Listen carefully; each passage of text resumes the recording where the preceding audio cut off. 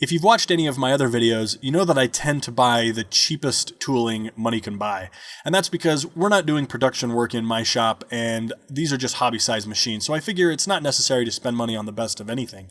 But when it came to a vise, I did want to get something of quality that would last me a long time, and I had originally set my eyes on a 5-inch Kurt vise. I understand Kurt's pretty much top of the line, but for a little bit less you can get the Glacern, and I haven't found a bad review online so far, and in my own experience it's been fantastic. You see me remove these two keys, and these are to help you align the vise on the table, but the keys are about 600 thousandths wide and the slots are only about 500 thousandths. You'll also want to make sure that you clean the bottom of the vise as well as the table before installation, and the bolts I'm using are the ones that were supplied with my mill, and so far they've worked perfectly. The main reason I wanted to make this video was because in the forums a lot of people are asking what size of vise is recommended for this mill, and I had the same question. I think a 6-inch vise would be too big, and I think even the 5 might be a little bit on the large size for this mill. If you're not planning on machining large stuff, I think you'd probably be okay with a 4-inch, but for the extra money, the 5 is not going to disappoint. And for the money, I don't think you're going to do any better than the Glacern.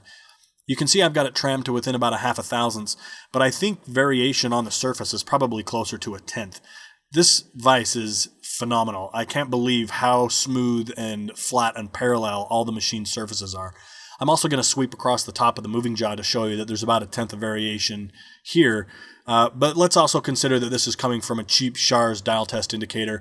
It's possible that a nicer indicator may give you smoother readings, but still, I would expect a tenth of a thousandth. Anyway, that's everything I have for this video. Don't forget to subscribe if you haven't, and post your comments below. I think in the next video I'll actually make some chips, so stay tuned.